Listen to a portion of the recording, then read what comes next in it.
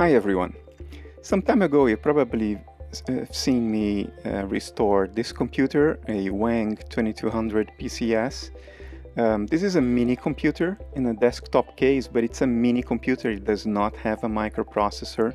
If I remove this I/O card that you shortly see me remove, behind it you will find the CPU card, and that CPU card has 113 discrete logic chips, only TTL chips. You can see it there behind the board I've just removed, and that sort of gave me an idea for a new project. Just like this board, which has the CPU made of TTL chips, I thought I'm going to do this as well. I'm going to design my own mini computer, which will give me an opportunity to design my own CPU, my own processor, if you will.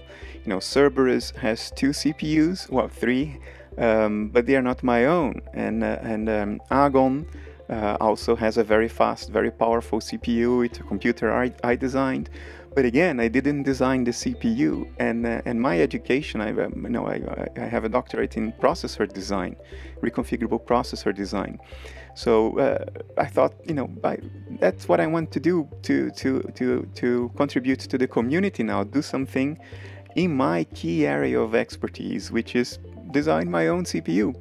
And I don't want to do it in an FPGA or a CPLD, and of course a custom chip with the mask set costs of today is out of the question.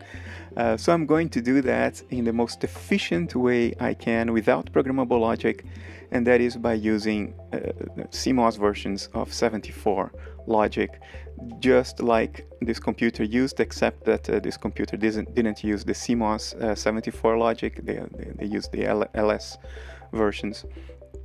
So that's what I want to do now, and I'm going to do it in the same way I did Cerberus originally 2 years ago, almost 2 years ago now, passes very fast, which is I'm going to make regular videos showing you what I'm doing, how far along I am in the process. Right now I hardly begun, so I don't know where it's going to go. I don't know whether it's going to work. You will watch it with me, and we will find out together if it's going to work or not. But that's what I plan to do, and this is just the very first video of what hopefully will be a series about my own custom mini computer with my own custom CPU. So buckle up. Now, of course, I don't want to just do something that has already been done, so I went online, went to YouTube and other sources to see what other people have done as far as designing a didactical, educational CPU or processor online to share it with others. And this is by far the most popular one I found. That's Ben Eater's 8-bit breadboard RISC CPU. I will mention another example later on, but these are just 2 examples. There are more, but these 2 seem to be the most popular and most representative, and what I say about these 2 examples I think are applicable to the whatever is out there. There is no doubt that Ben Eater is a great explainer. He makes things very simple, very well understandable, and that's a skill that is rare. Kudos to him for this. He's extremely good in this respect. What I want to do, however, is quite different from what you see him do here. First of all, there are certain pitfalls from the fact that Ben is an autodidact. I don't think he has formal education in electronics or computer engineering. He makes some simple mistakes, like he hangs LEDs from the output pins of 74 logic, letting the output pin of one of those chips drive the LEDs without even a current limiting resistor, and then he still uses the same output pin to drive a logic signal that is used elsewhere. That's a violation of so many, well, never mind. So he has these shortcomings. There are things that he doesn't know, and therefore he cannot look them up because he doesn't know that he doesn't know those things. There's nobody going to him and saying, Ben, you have to think about this and that. We've learned all those things in the past 50 years. Nobody's doing this for him. So that's a shortcoming. You have to be careful with autodidacts. They produce excellent work. There is no doubt about Ben, but there are these little things you have to pay attention. He doesn't pay attention, or maybe he's not aware of the electrical aspects, some of the timing aspects in his breadboard VGA circuit. He doesn't pay attention at all to memory access times, and so there are these things that he doesn't know. And although this is a fantastic project, yes, it is a toy. What I'm going to do is a toy too, but it's not really a usable toy. Once you put this stuff together in all these breadboards and you run maybe an application or two comprising, I don't know, 2 or 3 or 4 assembly instructions, that's it. You're gonna put it away and never use it anymore because it's just not usable. It's not a usable toy. It doesn't have the minimum amount of power and generality to allow you to actually play with it. So yes, it's a toy. It's no problem that it's a toy, but a toy should be at least powerful enough to allow you to play with it and do different things with it. So that's not what I want to do. I don't want to do something like this Ben Eater CPU, because yeah, you would put it away immediately after you assembled it at great cost and time. And also I don't want to do RISC. I want to do something educational, and therefore it should be RISC, because RISC is the only thing that is relevant today. It has won the battle by assimilation. Even Intel processors are now RISC within, even though they accept CISC operations. And then there is this thing. This is closer to the RISC world. This is a pipelined CPU. But again, it's not really usable. I count a couple of dozen discrete separate PCBs, including the backplanes and several breadboard strips. I mean, I'm sure this was a lot of fun to do in the course of several months. For the person who designed it, James Sharman is his name. But this is not something anybody would do, certainly not in this form. This doesn't render itself suitable for usage.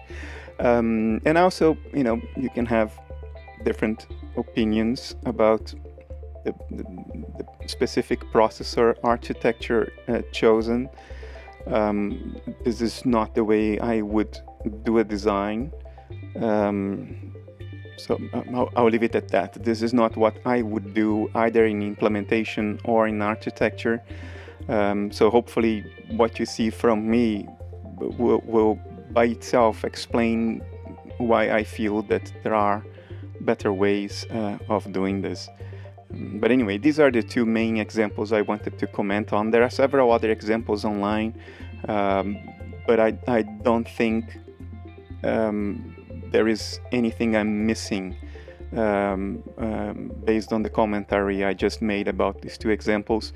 Everything else you see out there will fall more or less within one or two of the rationales I just shared with you for why I feel that I have something different to contribute.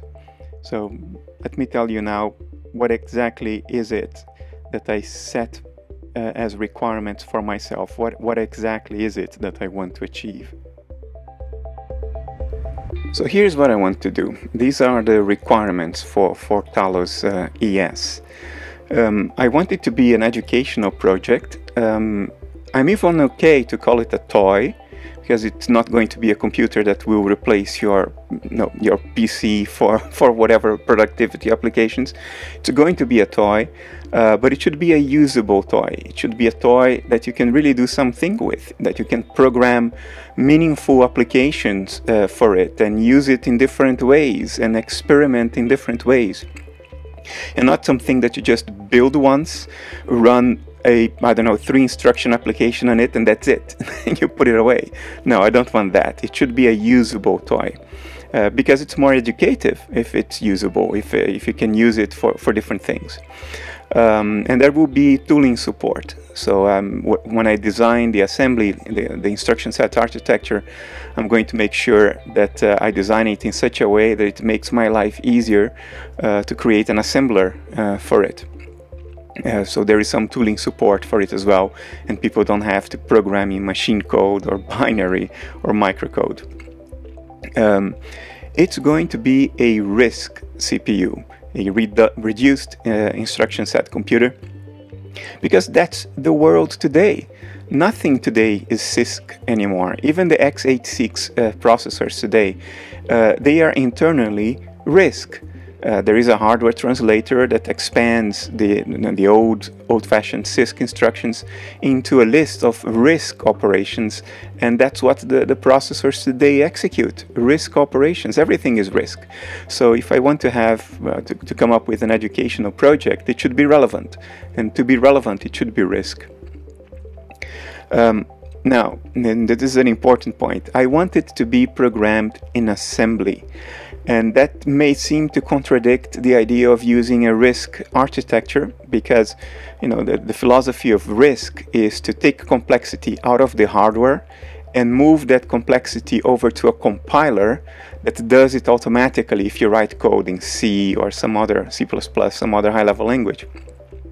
So RISC processors are not really suitable for being programmed in assembly, because you have to deal with things that in CISC you don't have to deal with. You have to deal with data hazards, control hazards, which arise from the fact that instructions take several cycles to complete, and before an instruction is complete, the next instruction already begins execution.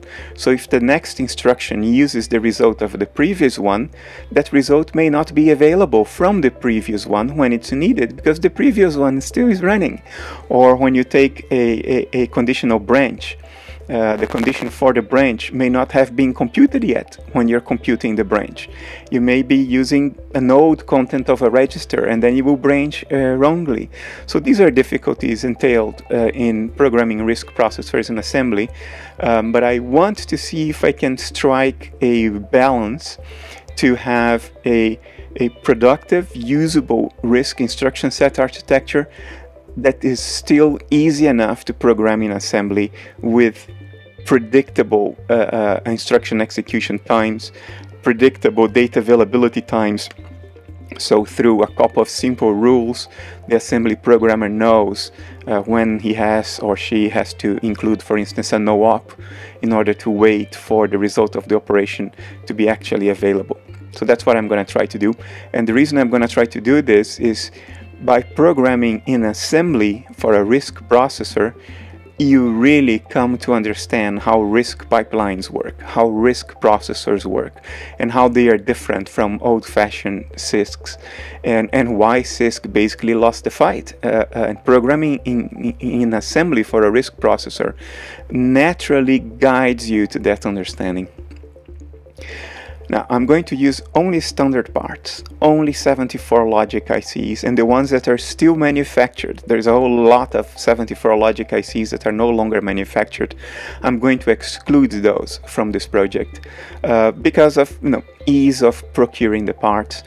This is going to be the first time in my entire life that I'm going to use only standard parts in a project. I began university in 92, so at that time we were already 15 years into the home computer revolution, and at that time we were already educated to use worst case CPLDs and FPGAs, but even our own custom ICs. A lot of companies in the 90s used ASICs. They would make their own custom ICs. This was not very popular in the 70s. Atari did it. In the 80s, only the big companies like Commodore could do this, but in the 90s, with the advancement in process technology, it was worthwhile for a lot of companies to pay for a brand new mask set and do a custom IC. Things changed a little bit around the turn of the century, but I basically was educated to use custom parts to make my own parts. So this is going to be a first for me, but I would do that because, well, it's a throwback to a time when that's what people needed to do. Mini computer designers, mainframe designers, they had to put up with only standard parts. Programmable logic devices were still very expensive and very little capacity and very slow. Custom ASICs, that was not in the scope at the time.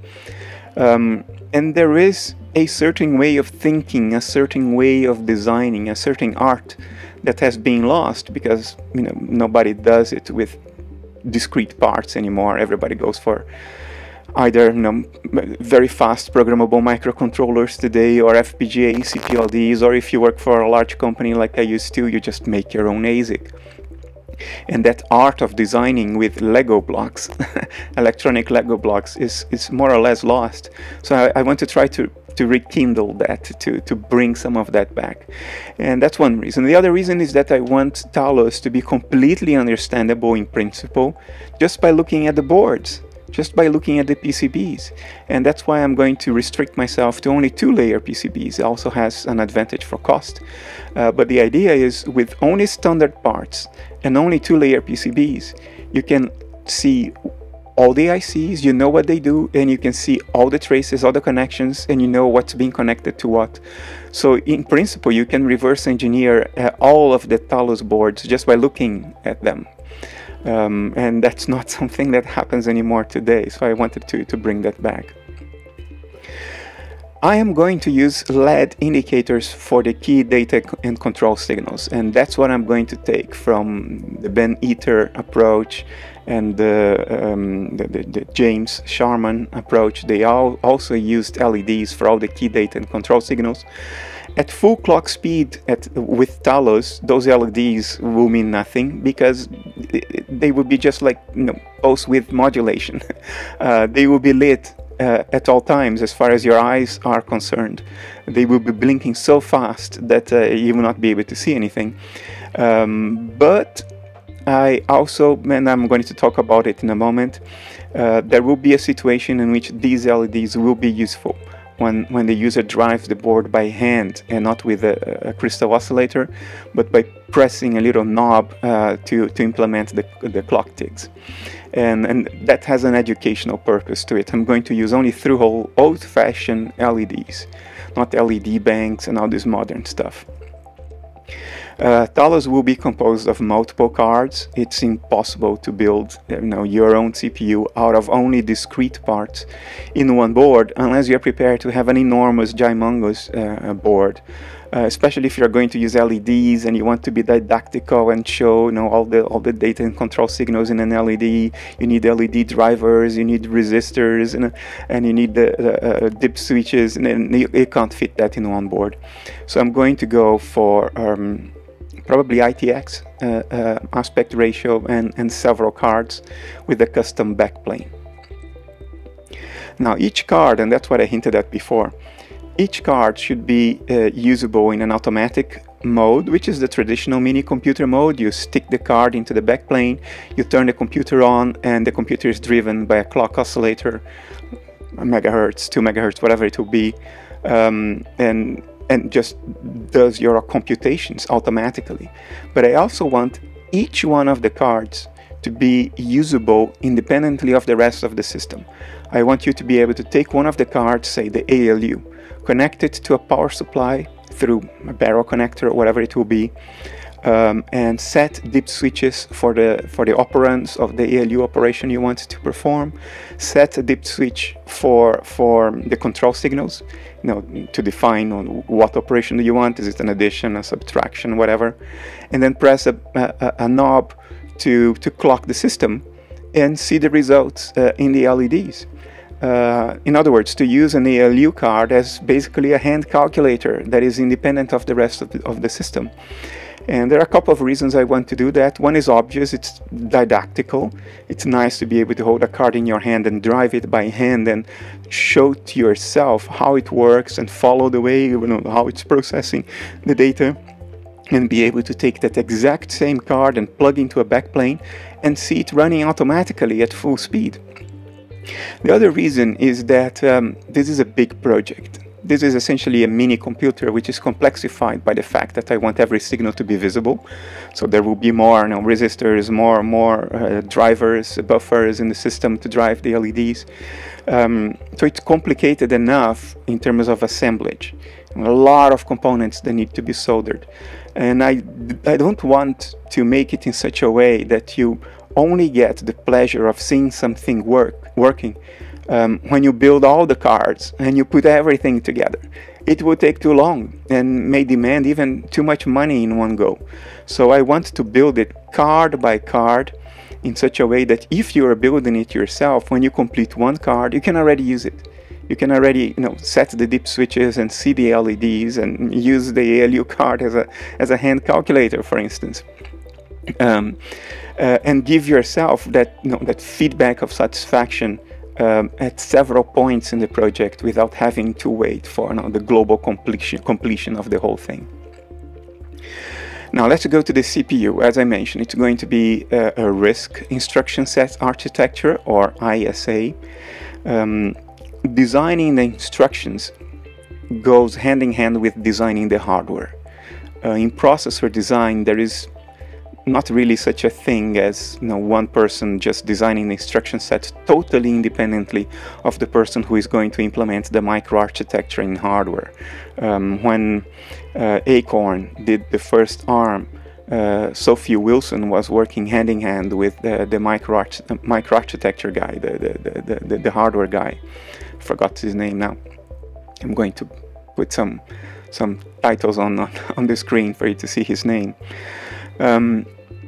So it's a co-design approach. So deciding what instructions this machine will run is to decide the hardware architecture of the machine. Now, as a RISC processor, this will have no microcode state machine.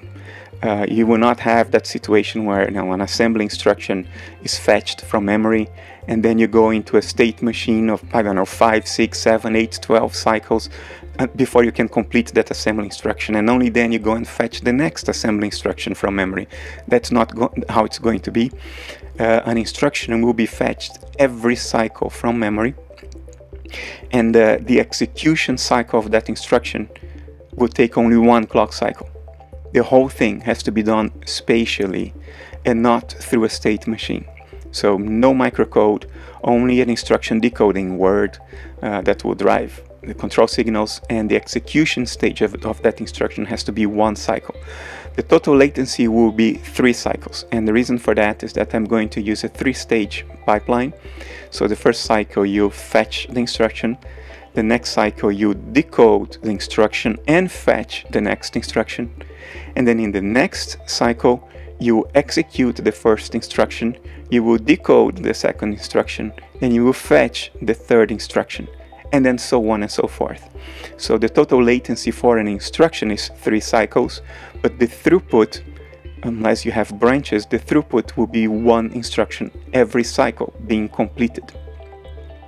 Now that means that the instruction execution stage of the pipeline has to complete in 1 cycle, and that will probably be the bottleneck for the clock speed of this thing. I have to design the instruction execution in such a way that it's fast enough to give us a usable system.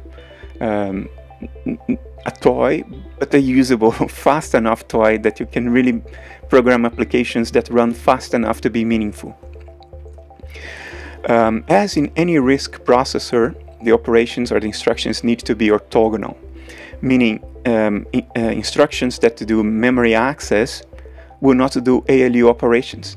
You will not have instructions like you have in the Z80 or the 6502, in which you can have an add, and that add fetches an operand from memory, because then you have a memory access and an ALU operation. In a CISC machine, those are just different cycles of your microcode state machine. But in a RISC machine, we don't want that. We want the instructions to be orthogonal. Instructions that do memory access, don't do register-to-register transfers, don't do ALE operations. Instructions that do register-to-register operations, don't access memory, and don't do any computation. And instructions that do computations, don't access memory, and don't move things around between registers. That's the idea. So there will be three classes of instructions. A set of instructions that only do memory operations, loads and stores, that kind of stuff. Another class that only does register-to-register operations, copies and moves, stuff like this.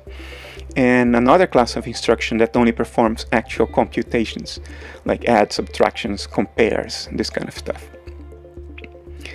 Now, and that's one, it's one step ahead in complexity that perhaps wouldn't be needed for a purely educational project. But I think what most people ignore is that if you want your stuff to be really educational, then you also have to show what it takes to make a machine perform well, to make a machine be successful in the market, to make it be innovative, to give it an edge over the competition. Because if you stick to only the really simple stuff, you're not teaching people to do anything that is actually meaningful, anything like what is actually out there on the market. So Talos is called Talos ES because ES means 816. So on the outside, it will have an 8-bit data bus and a 16-bit address bus. But on the inside, it will have a 16-bit ALU. Another motivation for this is that I want the ALU to be able to perform full address operations.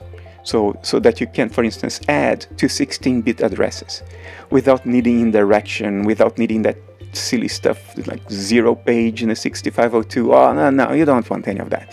You want to have 16-bit registers available inside and an ALU that can do full 16-bit operations. So you can actually perform operations on addresses.